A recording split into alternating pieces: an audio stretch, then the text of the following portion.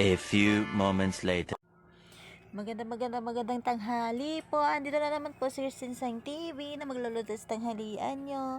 At ang menu ko today ay magisa po tayo ng togi with pork and oyster sauce. At ayan po yung pork. 1/4 lang po yung pork. Tapos yung togi is 1/2 kilo. Tapos oyster sauce, toyo, at saka mga sangkap. Ayan, carrots, bombay, bawang, at saka chili pepper. At ayan po, mag-isa na po tayo sa mga sangkap. Ayan, lagyan na po natin ng mantika. Ayan, wala naman tayong ibang mag-isa ng mga sangkap. Ayan lang po talaga yung sangkap na panggisa, lalo na pag nagisa po tayo. Ginisa po yung lulutuin natin. Ayan. Ilalo na po natin ang mantika at ang mga sangkap. Bawang bombay.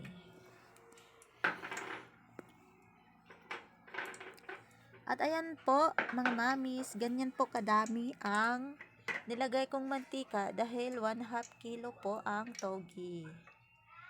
Ayan, ilalo na po natin ang bawang at saka bombay.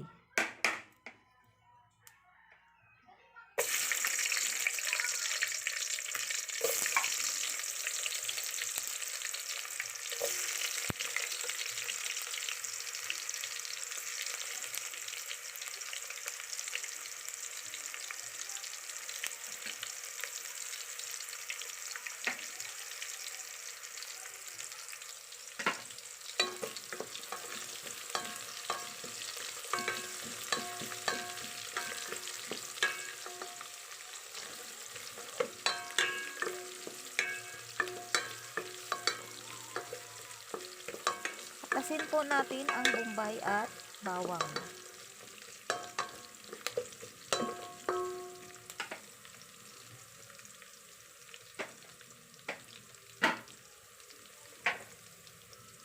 At isunod natin ang chili pepper.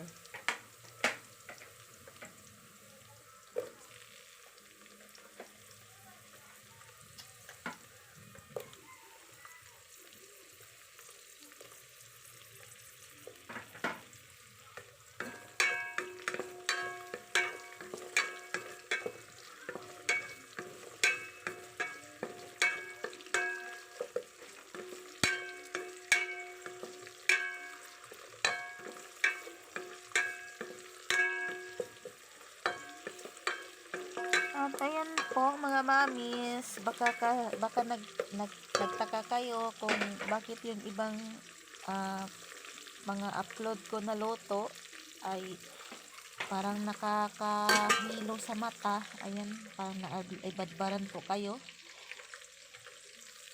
Yan po ang resulta dahil hindi naman po ako videographer. Ayan, kasi ako na nga yung nagluluto, ako pa yung nagbibideo.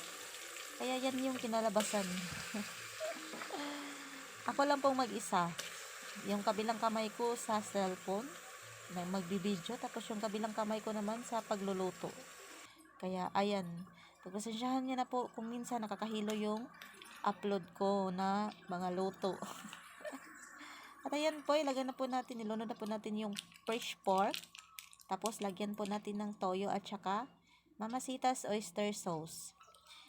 Yan po, hindi po mawawala ang Mamacita's oyster sauce sa mga luto ko, lalo na pag nagisa po ako. Dahil yan po ang nagpapasarap sa aking mga lulutuin. Mga niloloto.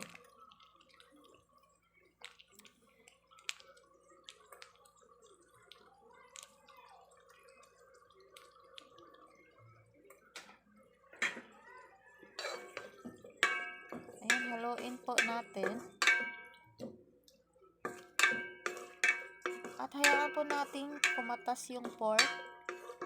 Takpan po muna natin. Antayin natin ng mga 1 minutes.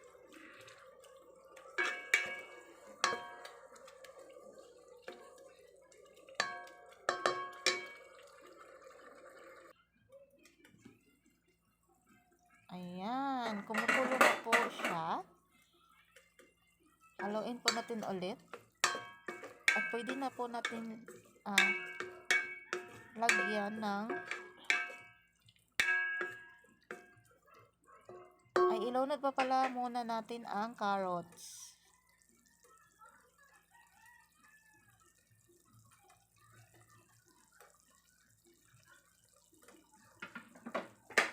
Para sabay lumambot sa pork. Yan.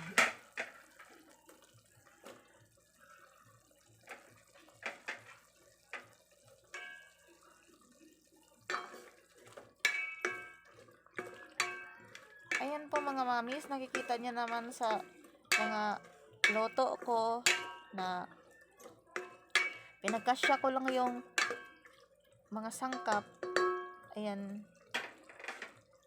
Dahil since affordable cooking naman ang ating content, ayan, kahit gaano ka kahit konti lang yung mga sangkap, ayan, pinagkakasya ko yun sa aking niluluto para maging masarap. Kaya affordable cooking po ang ating content, mga mamis, dahil nagtitipid tayo.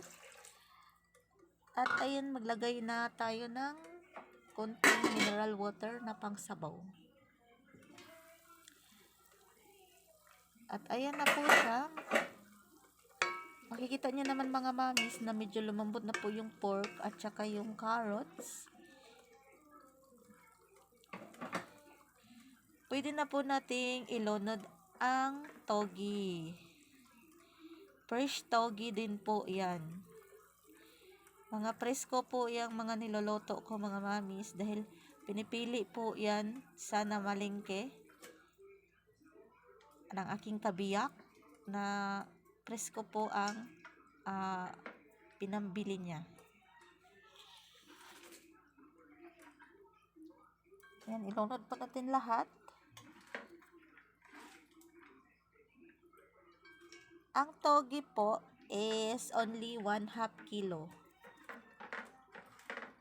Yan.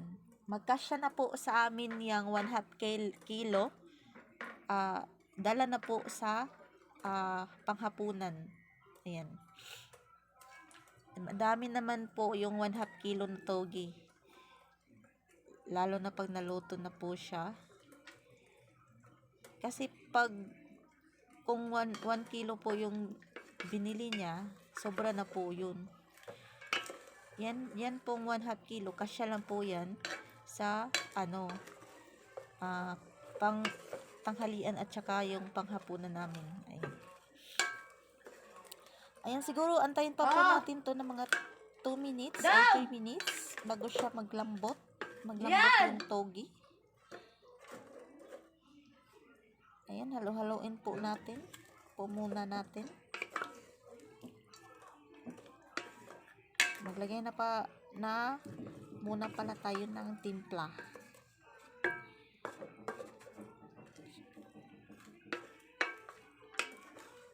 Siyempre, hindi natin nakakalimutan ang timpla mga mamis. Dahil hindi naman magkakalasa yung lulutuin natin kung hindi natin lagyan ng timpla. Live din na siya doon, nag-live. Tuktukal. Tuktukal.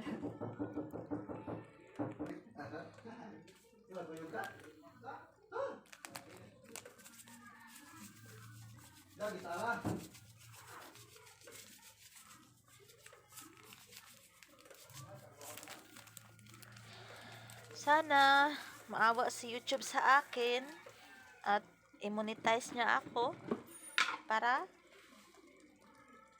soon makabili ako ng mga bagong gamit pang kusina, dahil ito lang talaga yung pinagtiyagaan ko na lutuan. Pabalik-balik na lang po yung kaserola, yung kawali. Ayan, yun lang po yung nakikita nyo.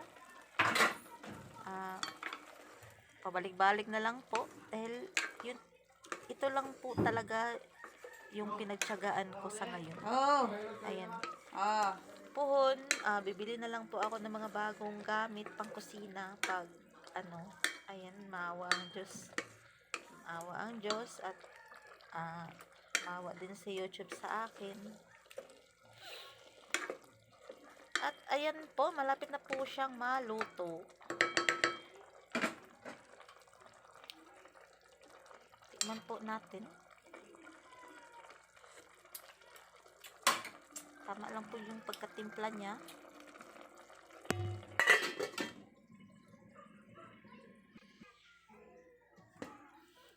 At eto na, luto na ang ginisang togi with pork and oyster sauce natin today, mga mamis, for only 150 pesos.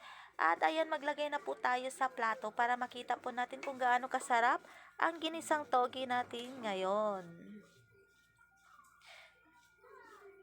Masarap po siya, mga mamis, kasi marami po siyang pork.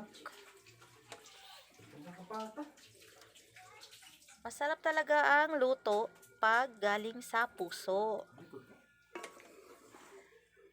Oo. Pero kung magluluto ka naman tapos wala ka sa mood, ayan, yung kinalabasan ng luto mo, hindi talaga masarap. Kaya kailangan pag nagluluto ka, ayan, kailangan good mood ka.